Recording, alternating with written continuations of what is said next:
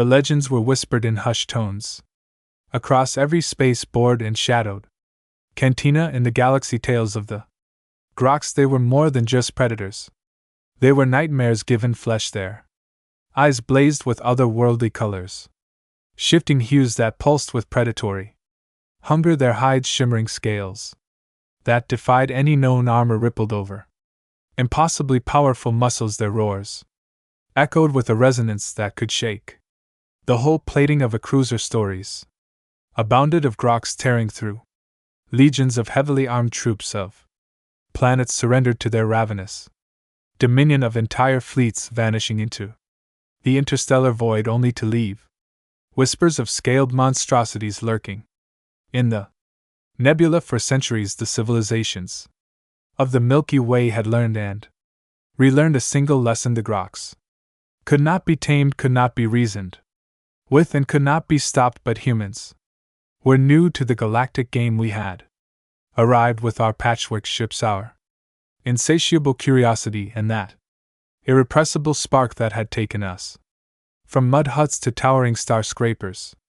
To the elder races we were audacious, perhaps even reckless. My name is Dr. Alex Tanner, and the irony of the title never escaped me. To say I was a biologist was a massive understatement. I was obsessed with life in all its strange and wonderful forms. The moment I laid eyes on a crude holograph of a grow, I knew I'd found my calling. Others call it insanity, I called it opportunity. Word on the vine was that a GRS pack had established its territory on the desolate frontier moon of Iros 4.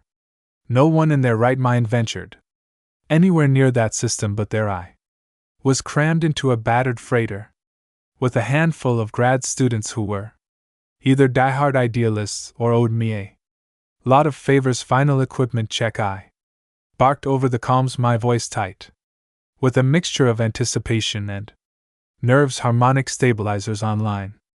Urid dampeners synced. A series of garbled affirmatives was my only reassurance. We weren't out here with plasma rifles or orbital bombardment protocols. Our arsenal was a hodgepodge of untested theory and desperate hope. The Erebos system was a graveyard of flickering stars and barren planetoids. Erebos 4 was a desolate rock, bathed in the dim radiation of a red dwarf.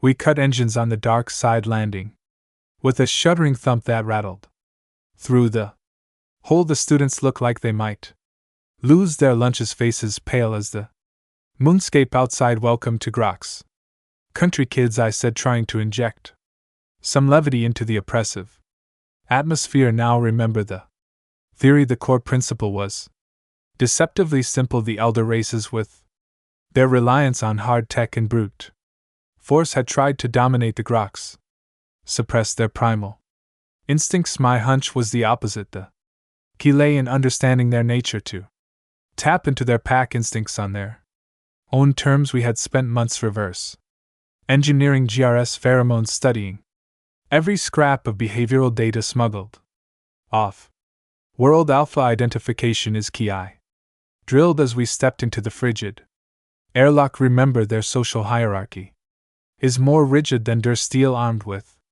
emitters and sensor packs. We found out across the cratered landscape the silence was deafening, punctuated only by the steady crunch of our boots on the ash-like soil. The first glimpse was not what I had expected: a flicker of movement, a splash of iridescent crimson against the black rock. Not a hulking behemoth, but a sleek, almost juvenile form, its eyes burning like embers against the sapphire hide hold. I hissed, raising a hand, my heart jackhammered as the young rocks pivoted, sniffing the air. We froze statues amidst the lunar waste. Its nostrils flared, a low growl rumbling deep in its throat. The emitter in my hand felt pitifully inadequate. This was the test. We were banking on the idea that these creatures, however feral, still retained a complex instinctual language. The emitter pulsed out a synthesized cocktail of pheromones, carefully sequenced to project submission and establish a non-threatening presence. Time stretched like elastic, each second of tense Silence and eternity. The Grox tilted its massive head, the crimson glow of its eyes flickering then with surprising agility. It bounded away, disappearing behind a field of jagged rock. A collective sigh of relief rippled through the calories. Not bad for a first encounter, I quipped, attempting to mask my own pounding pulse. But remember, this was just a scout. It took 3 more agonizing cycles of the moon to finally catch a glimpse of an adult grow, a colossal beast with scales like polished amethysts, rippling with raw, terrifying power. Our sensor spiked as it passed within a hair's breadth of our concealed position, the ground vibrating beneath our boots. Its roar sent a primal chill down my spine, equal parts fear and awe. This was the true challenge. It would take more than synthesized fawn to sway a creature of this magnitude. We now knew this was where the lines between theory and practice blurred into a dangerous dance. Days bled to sleepless nights.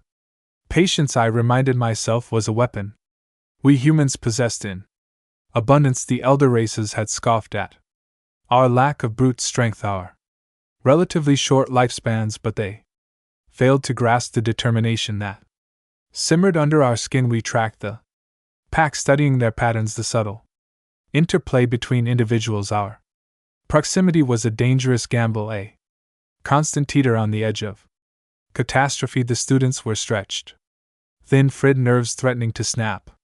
That was when it happened. Jenna, our resident behavioral expert, had been monitoring us subadult Grox. In her excitement, she strayed too far from our concealed camp, the signal from her suit flickering erratically. Before I could curse my own LAX oversight, it appeared from the rocks, a blur of crimson and fangs. I scrambled for the emitter, thumbling through the sequences with shaking hands. Jenna had no weapon, no defense against the creature closing in for the kill, but the Grox never lunged at the last possible moment. It veered off course, snarling and snapping, but ultimately retreating. I lowered the emitters long enough to catch my breath. Was it a fluke, or had something shifted in the creature's response?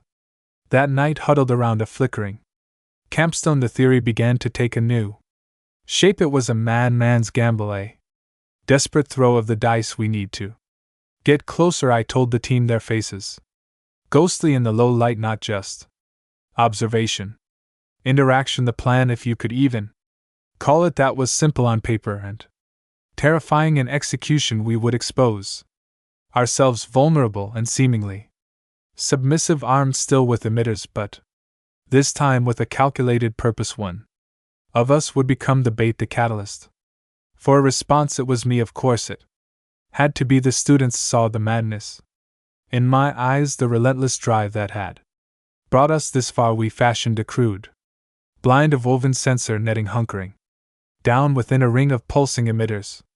The first long night I sat alone, heart pounding, a drum beat against my ribs. They materialized out of the darkness like spectral beings. Eyes blazed against the night, violent crimson, a swirling emerald that sent shivers down my spine. The air thrummed with tension, the scent of ozone and something feral stinging in my nostrils. I triggered a sequence on the emitter, the pulses of submission blending with a carefully timed undercurrent of invitation. My body was a coiled spring, ready to burst at the slightest hint of aggression. The minutes crawled by until a shape detached from the darkness. It was the emerald-eyed behemoth, the scales shimmering under the starlight. Each step shook the ground, a tremor rippling through me. It moved in an erratic dance, sniffing the air, emitting a low whine that grated on my nerves, but still it held at bay. Curiosity perhaps wearing with primal instinct. The whine faded into a series of rhythmic chirps. Was that communication? My hands shook as I modified the emitter sequence, injecting a tentative reply, an answering chirp. Then another. We were conversing in a crude primal form. Each chirp, each alteration on the emitter carried with the weight of a thousand possibilities, breakthrough or a death sentence. Then it was gone, swallowed by the night, leaving behind an Echo of a roar and the lingering scent of something alien, but that chirp, that exchange, it was a breakthrough. I had been praying.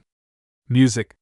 For the pattern repeated over the next few grueling nights. Each time I felt the tension lessened by a fraction. The GRS were still cautious, still undeniably predators, but there was a hesitancy now, a curiosity that pierced the veil of pure aggression. The students' OBS suburb with growling excitement, the fear slowly morphing into the intoxicating thrill of discovery. Then came phase 2, the most dangerous of all. We devised a simple lure, biosynth material infused with non-threatening pheromones, laid out as in offering. With trembling hands I became the delivery boy. Each step towards the grok's den felt like a kilometer, each second in eternity. This time they emerged quickly, drawn by the scent. I froze as the emerald beast closed the distance, the heat from its massive body washing over me. Took the offering delicately, a low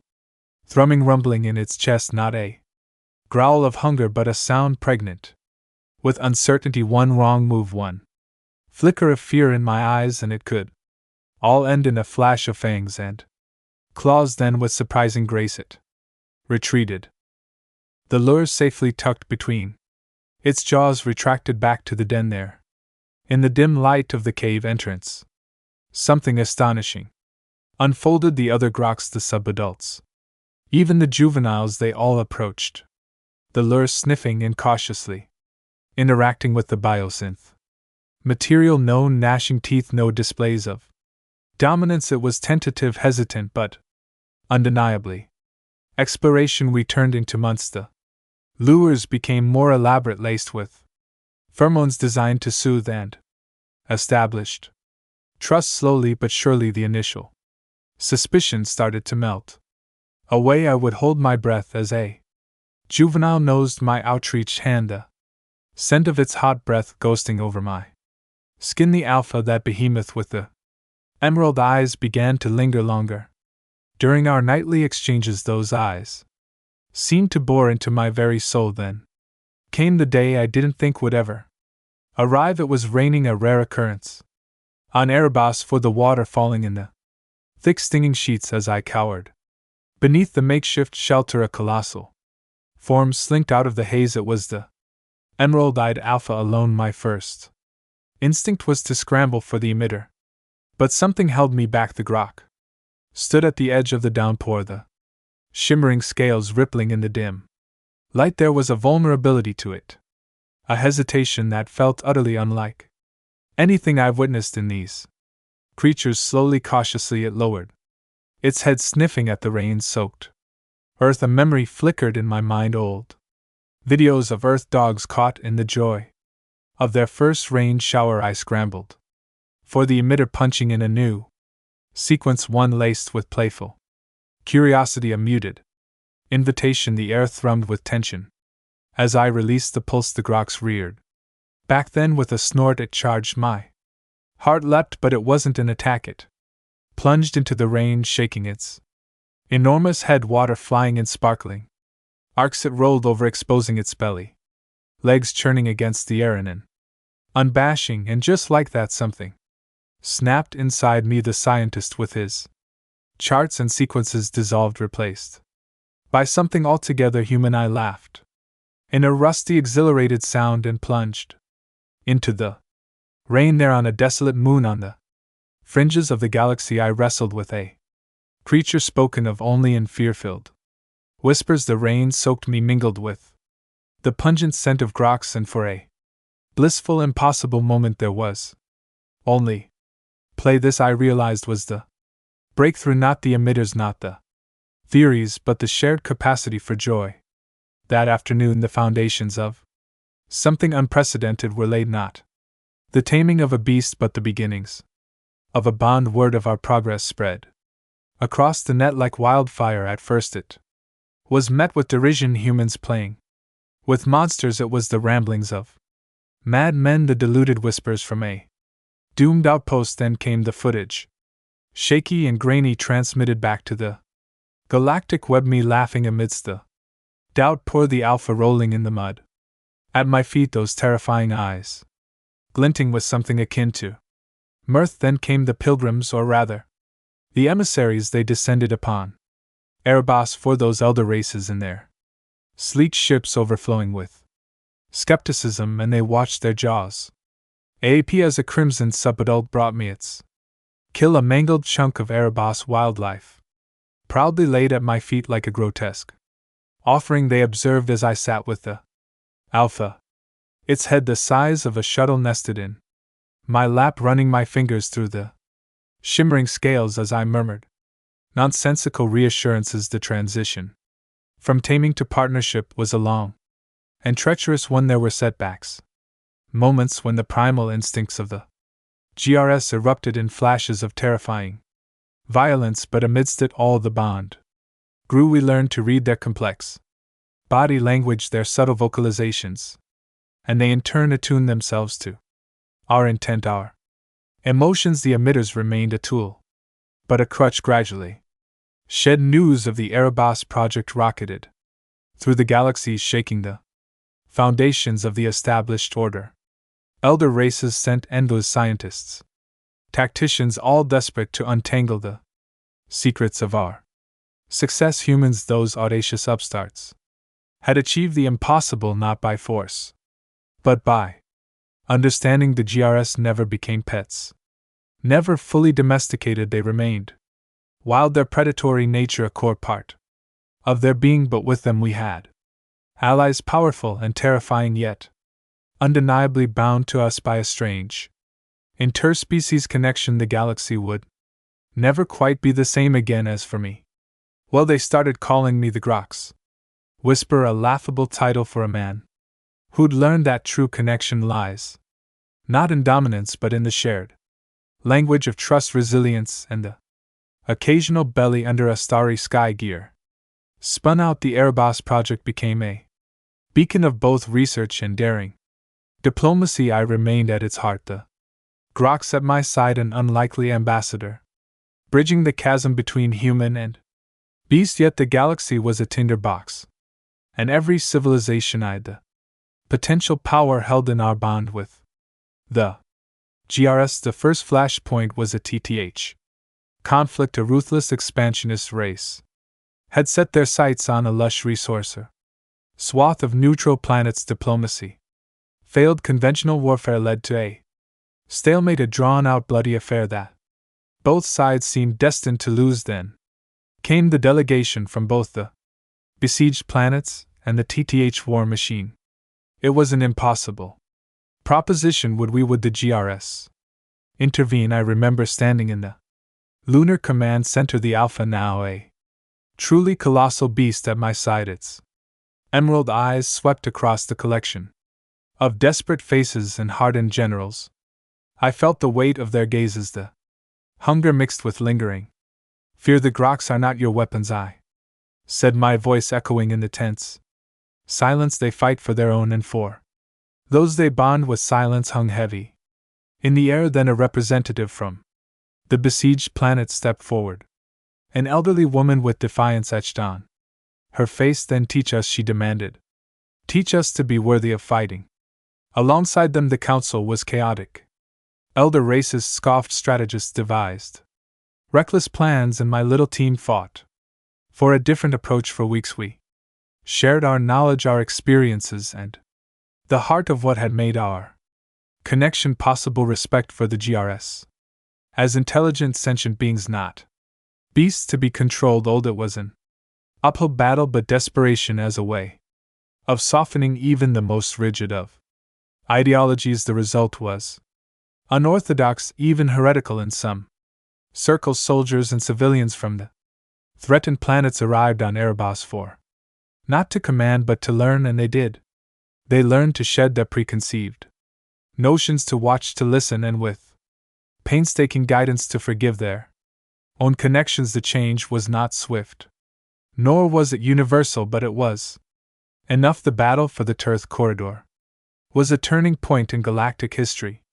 At its forefront wasn't human technology, nor Grok savagery alone, but something new, a strange hybrid strategy. Soldiers trained to Rigo's signals to move in sync with their astonishing pack tactics. Grogs fighting not out of blind obedience but out of hard-won understanding of the stakes, the lives hanging in the balance. I witnessed it from the command center, the visceral feed of the battlefield relayed across the stars. It was brutal, a clash of savagery and calculated precision, but for every human life lost, countless others were saved. Due to the intervention of a GRS pack, there was a new rhythm to the battle, an impossible dance of human bravery and alien ferocity. The Torth were pushed back, their relentless advance shattered against the wall of teeth, claws, and the unyielding spirit of a people who had chosen to stand alongside the monsters.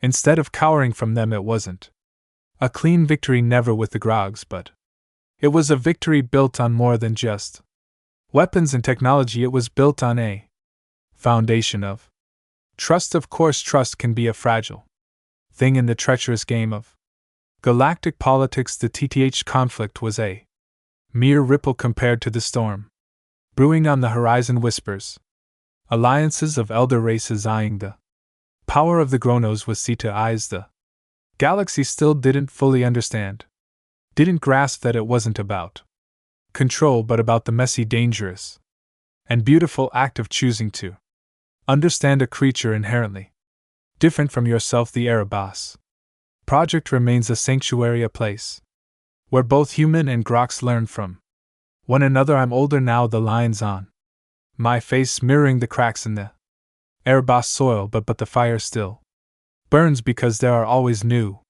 frontiers, new monsters whispered of in fear across the star lanes, new opportunities for mad scientists and stubborn dreamers to prove once again that the greatest strength of humanity lies not in our domination of the galaxy, but in our boundless capacity to connect, to understand, and to build bridges across the vast chasms that separate us. English, auto-generated.